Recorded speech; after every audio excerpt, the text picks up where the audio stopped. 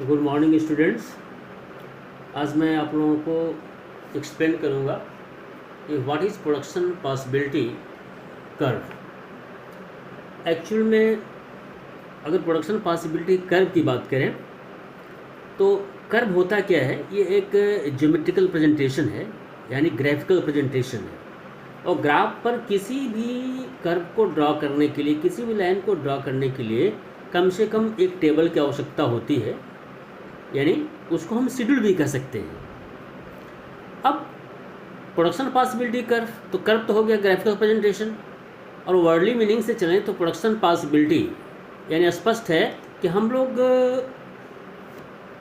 Possibility की बात कर रहे हैं, और वो पॉसिबिलिटी किस चीज़ का है, प्रोडक्शन की है। तो प्रोडक्शन पॉसिबिलिटी की बात क्यों कर रहे हैं? वास्तव में अब यदि थ्योरेटिकल पोर्शन पर आते हैं तो माइक्रो इकोनॉमिक्स में एक प्रॉब्लम है, problem of allocation of resource. यानी सिंपल सी बात है कि रिसोर्स पूरी दुनिया में बहुत स्केर्स है, लिमिटेड है बाय नेचर, उसका नेचर ही है वो स्केर्स है। स्केर्स क्यों है डिटेल में बाद में बात किया जाएगा, लेकिन पहले हम सब लोग जानते हैं कि एक्चुअली रिसोर्सेज आर लिमिटेड। तो ऐसे कंडीशन में किसी भी इकॉनमी में जब गुड्स का प्रोडक्शन किया जाता है तो वास्तव में गुड्स की रिक्वायरमेंट बहुत होती है, यानी ह्यूज क्वांटिटी में गुड्स की रिक्वायरमेंट होती है और वैरायटीज ऑफ द गुड्स का होता है। तो ऐसे कंडीशन में सभी गुड्स की ह्यूज क्वांटिटी का प्रोडक्शन संभव नहीं है, क्योंकि जो रिसोर्स है वो कम है। रिसोर्स जो है उस रिक्वायरमेंट के हिसाब से उस वांट्स की तुलना में कम है। तब यहाँ पर हम मान के चलते हैं कि इकॉनमी केवल 2 गुड्स का प्रोडक्शन करेगी, राइट। वो ग्रुप ऑफ द गुड्स भी हो सकता है या 2 गुड्स भी हो सकता है। 2 गुड्स लिए क्योंकि उसको ग्राफ पेपर पर हमें प्रेजेंट करना है। हमने 2 गुड्स लिया, गुड एक्स और गुड वाई। यहाँ पर हम इन्हीं 2 गुड्स के पॉसिबिलिटी की बात करेंगे, राइट, गुड एक्स का और गुड वाई का। तो पॉसिबिलिटीज डिफरेंट पॉसिबिलिटीज हो सकती है। क्यों डिफरेंट पॉसिबिलिटीज हो सकती है? क्योंकि यहाँ पर कुछ चीज़ें दिया हुआ है, उसी के हिसाब से इकॉनमी को गुड्स का प्रोडक्शन करना है। अब देखो भाई क्या दिया हुआ है, जो दिया है उसे एजम्पशन कहते हैं। एजम्पशन का मतलब क्या होता है, कुछ चीज़ें मान के चलें कि will remain constant, will not change. इसका मतलब जब हम मान के चलेंगे तो हम यहाँ चेक करते हैं क्या क्या ऐसी चीज़ें हैं जिनको हम मान के चलते हैं। तो पहली बात यह है कि मान के चलते हैं कि resource is given and will remain unchanged, यानी जो रिसोर्स दिया हुआ है वो चेंज नहीं होगा। दूसरी बात कि किसी भी गुड्स के प्रोडक्शन करने के लिए कम से कम एक टेक्नोलॉजी की आवश्यकता होती है, बिना टेक्नोलॉजी का गुड्स का प्रोडक्शन संभव नहीं है। तब ऐसे कंडीशन में दूसरा एजम्पशन दिया हुआ है technology, that's why technology is given and will remain unchanged. तीसरा एजम्पशन है कि जो रिसोर्स दिया हुआ है that is fully utilised and efficiently utilised.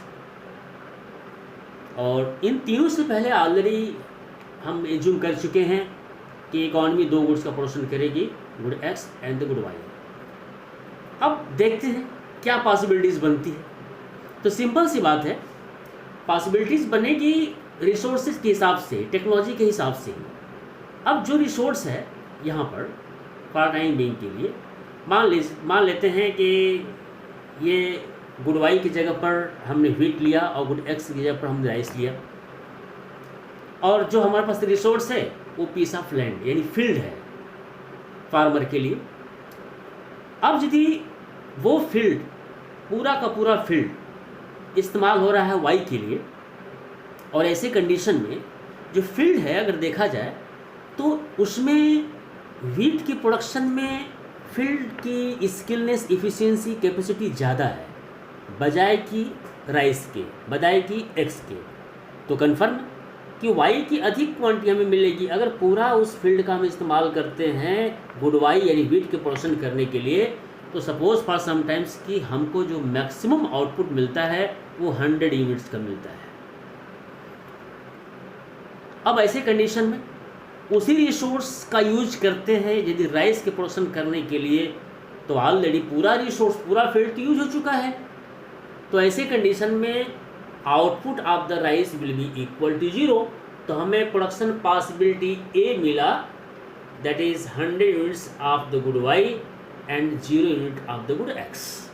अब मान के चलते हैं कि इकॉनमी को गुड एक्स की रिक्वायरमेंट अब ज़्यादा है, इसलिए उसी रिसोर्स से यानी उसी फील्ड से अब 0 की बजाय 1 यूनिट वो राइस का इंक्रीज करना चाहता है। अब 1 यूनिट कुछ भी हो सकता है, 1 क्विंटल, राइट, 1 टन, कुछ भी हो सकता है, मान के चलते हैं।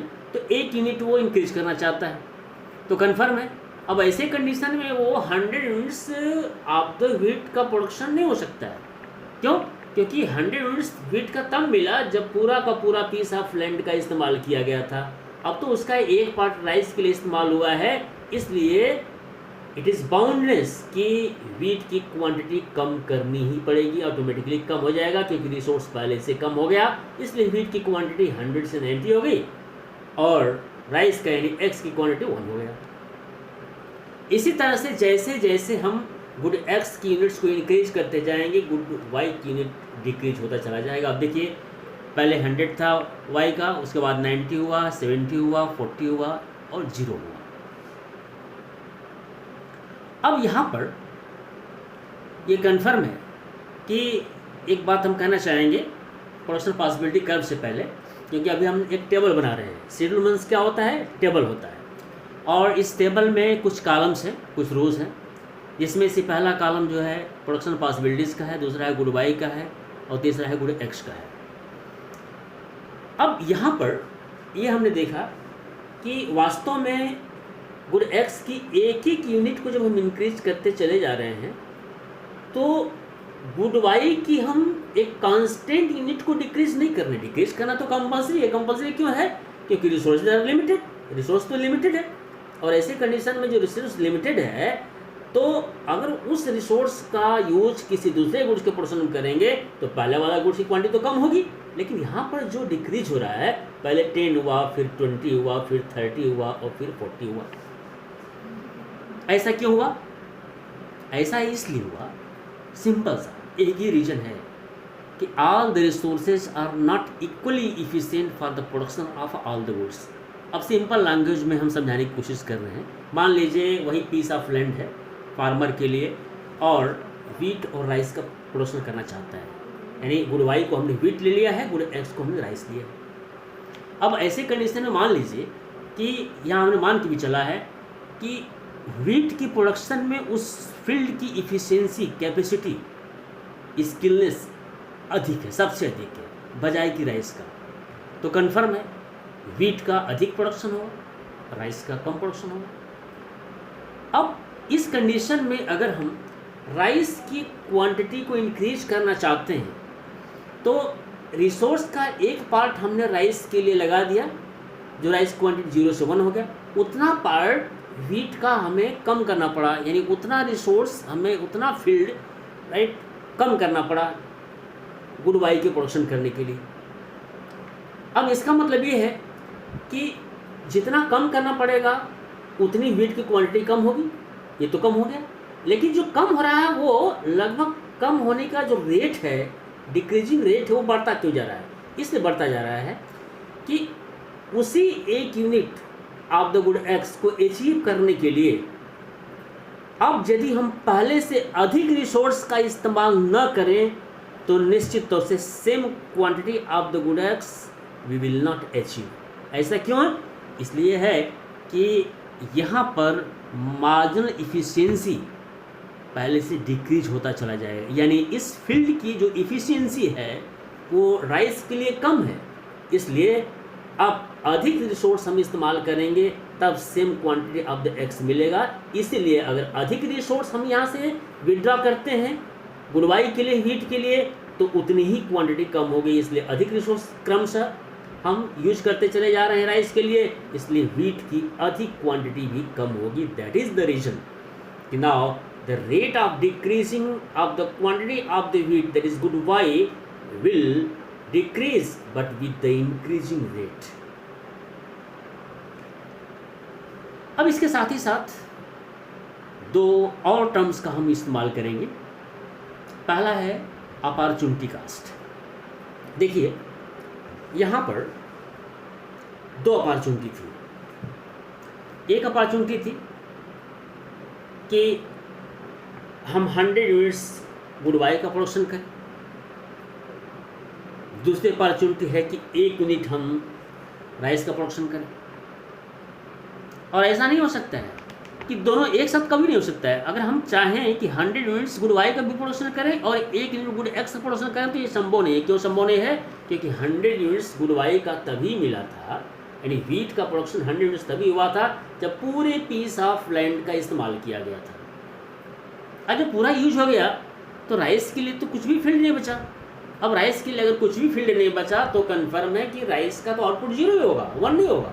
1 तभी हो सकता है जब हम गुड वाई यूनिट्स को सेक्रीफाइस करें, यानी ये 1 तभी मिलेगा जब हम गुड वाई की कुछ यूनिट्स को सेक्रीफाइस करें। इसीलिए गुड वाई की 10 यूनिट्स को हमने सेक्रीफाइस किया, और जो यूनिट्स सेक्रीफाइस हुआ है गुड वाई का is the opportunity cost of the achieving of the 1 unit of the good x.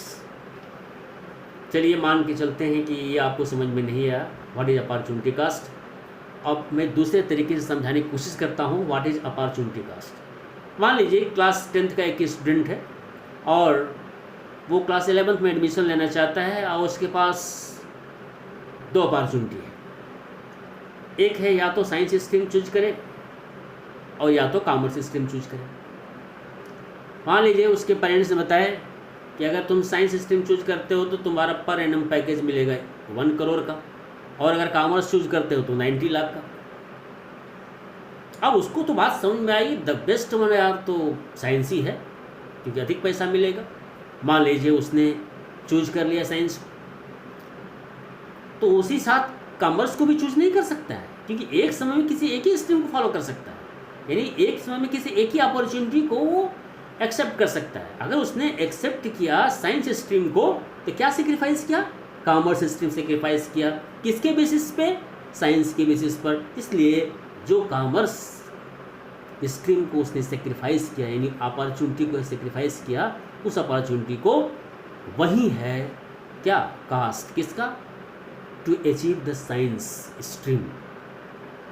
2 opportunity एक साथ लेके नहीं चल सकता है, इसलिए किसी एक अपॉर्चुनिटी को अचीव करने के लिए नेक्स्ट वन को सेक्रीफाइस करना पड़ेगा। जो सेक्रीफाइस यूनिट है या जो सेक्रीफाइस आइटम्स है वही क्या होगा? अपॉर्चुनिटी कास्ट होगा। अब दूसरा क्वेश्चन, अगर मान लेते हैं कि 10 units of the good Y is the opportunity cost of the 1 unit of the good X, तो यहाँ पर of the same 1 unit of the right good X की अपॉर्चुनिटी कास्ट 20 और यहाँ पर 30 और यहाँ पर 40। अब देखिए ये अपॉर्चुनिटी कास्ट यहाँ 10 है, यहाँ 20, यहाँ 30, यहाँ 40 है। इसको एक साथ अगर देखते हैं तो पता क्या चलता है? It tells us rate of opportunity cost. एक साथ rate of opportunity cost, that's why rate of opportunity cost is called marginal opportunity cost. Students, इसको हम मैथमेटिकली कैलकुलेट भी कर सकते हैं। कैसे? Delta Y upon delta X. तो यहाँ पर अगर मार्जिनल अपॉर्चुनिटी कास्ट कैलकुलेट करना चाहें तो delta Y upon delta X यानी 10 अपॉन 1 इज इक्वल टू 10। यहाँ पर delta Y 1 upon delta X 1 that is 20 upon 1 is equal to 20। यहाँ पर delta Y 2 upon delta X 2 that is 30 upon 1 is equal to 30, और same यहाँ पर हो गया 40। अब मैंने अभी एक्सप्लेन किया आपके सामने सिर्फ और सिर्फ इस टेबल को, और टेबल मीन्स क्या होता है? शेड्यूल होता है। इस टेबल में हमने किस चीज़ को प्रेजेंट किया भाई?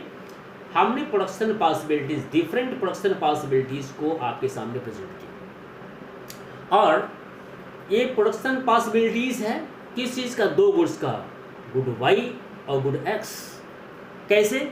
गुड एक्स की अगर यूनिट्स को हमें डिक्रीज करते जाएंगे तो it is but natural good Y की यूनिट्स को हमें डिक्रीज करना पड़ेगा। इस तरह से अगर इस टेबल को हम शो करते हैं तो this table is called production possibility schedule. अब आप क्वेश्चन पूछ सकते हैं सर आप तो पढ़ा रहे थे what is production possibility curve, लेकिन आपने समझा दिया what is production possibility schedule. अब यदि मैं आपको एक्सप्लेन करूंगा what is production possibility curve तब आपको समझना आसान हो जाएगा। देखिए कैसे, यहाँ पर अगर इसी टेबल के थ्रू हम ग्राफ पेपर पे प्रेजेंट करें, तो ग्राफ पेपर पर प्रेजेंट करने के लिए you have to take the help of two axis, X axis and the Y axis. You know very well, class 10 तक सब लोग मैथमेटिक्स पढ़ चुके हैं। अब यहाँ पर वाई एक्सिस पे हमने गुड वाई लिया और एक्स एक्सिस पर हमने गुड एक्स लिया, यानी ये गुड वाई हमने यहाँ लिया और ये गुड एक्स हमने यहाँ लिया, राइट। अब ग्राफ पर ध्यान दीजिए, यहाँ पर लिया और यहाँ पर हमने प्लॉट किया quantity of the good Y, यहाँ पर quantity of the good X. Plot करने के बाद हमें डिफरेंट पॉइंट्स मिले, point A, point B, point C, point D, point E. देखिए ये सभी जो पॉइंट्स मिले, इन्हीं पॉइंट्स के थ्रू हमें लाइन ऑफ सेगमेंट्स मिला। एक सेगमेंट मिला ए टू बी, दूसरा B to C, C to D and D to E. और इन्हीं सभी लाइन सेगमेंट्स को जब मैंने मिलाया, इंटरकनेक्ट किया, तो एक कर्व मिला। ये कर्व है और यही कर्व क्या है? Production possibility curve. किससे मिला? प्रोडक्शन पॉसिबिलिटी शेड्यूल से मिला। अब आराम से हम डिफाइन कर सकते हैं कि what is production possibility curve. तो actually production possibility curve is the graphical representation of the production possibility schedule. अगर फिर क्वेश्चन पूछे एक्सप्लेन हाउ, अब मैं एक्सप्लेन कर रहा हूँ इस ग्राफिकल रिप्रेजेंटेशन को, जस्ट टू सी। यहाँ पर moment from A to B, ये मोमेंट कैसे होता है? देखो, moment from A to B depends on delta Y upon delta X and delta Y upon delta X is equal to M O C. यानी A to B is the slope, ये slope है, curve का slope है। तो curve का जो slope है, इसी स्लोप को इंटरकनेक्ट किया तो शेप मिला, ये शेप मिला। और जो शेप मिला, ये शेप कहते हैं कॉनकेव, मतलब केव की तरह, गुफा की तरह ये उठा हुआ है टुवर्ड्स द ओरिजिन, ये उठा हुआ है। तो कॉनकेव क्यों मिला? कॉनकेव इसलिए मिला कि ये शेप डिपेंड करता है स्लोप पे, स्लोप, राइट। और स्लोप किस पर डिपेंड करता है? एमओसी पे, मार्जिन अपॉर्चुनिटी कास्ट पे। और मार्जिन अपॉर्चुनिटी क्या है? Delta Y upon delta X. Delta Y upon delta X क्या है? देखो भाई, गुड वाई की अगर हमने इतना यूनिट्स 10 यूनिट्स सेक्रीफाइस किया तो हमें 1 unit of the good x मिला। यानी इससे हम नीचे जब आए वाई एक्सिस पे, तब हम एक्स पर इतना बढ़े तो हम मूव किए पॉइंट ए टू बी। अब मूवमेंट फ्रॉम बी टू सी देखिए, यहाँ पर जो y का सेगमेंट है, ये segment, this one segment is greater than this one segment.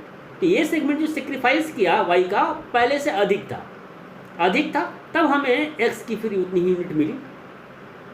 और x उतनी यूनिट मिली तो हम b से कहाँ मूवमेंट किए? c पर। और b से c तक जो हमने मूवमेंट किया on the basis of once again MOC, जिसकी वैल्यू 20 है।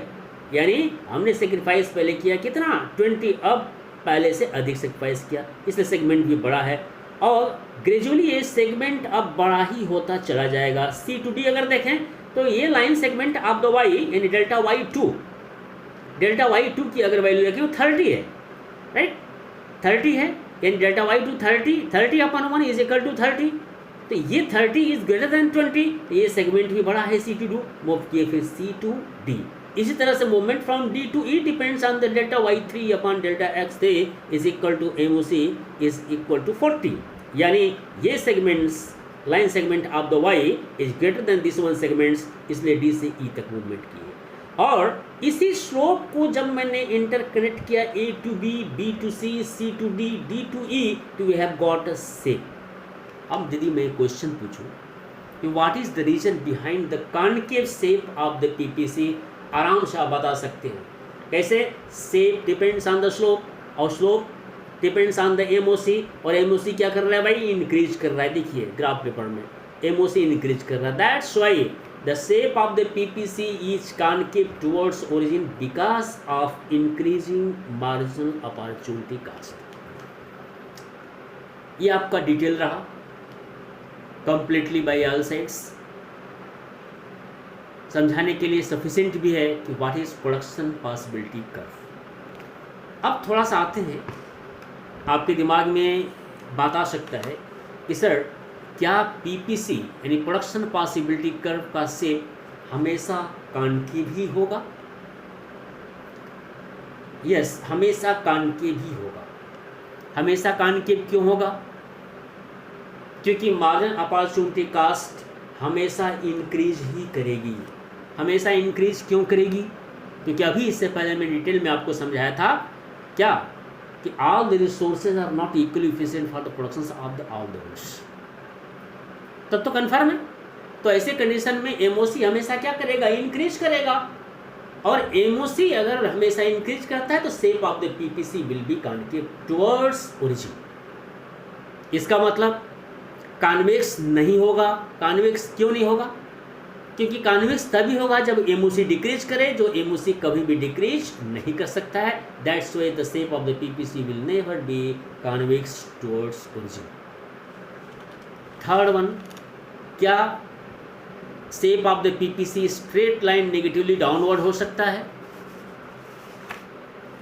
अगर बात करें तो the shape of the PPC भी कभी भी नेगेटिवली डाउनवर्ड स्ट्रेट लाइन नहीं हो सकता है, क्योंकि स्ट्रेट लाइन तभी होगा जब एमओसी कांस्टेंट होगा, और एमओसी भी कभी भी कांस्टेंट नहीं हो सकता है। स्टूडेंट्स, आप अभी इस सेगमेंट्स में मैंने आपको पीपीसी के विषय में कंप्लीट डिटेल बताया। अब पीपीसी के विषय में कुछ जो सेगमेंट्स हैं इसके बाद के लेक्चर में आपको बताऊंगा।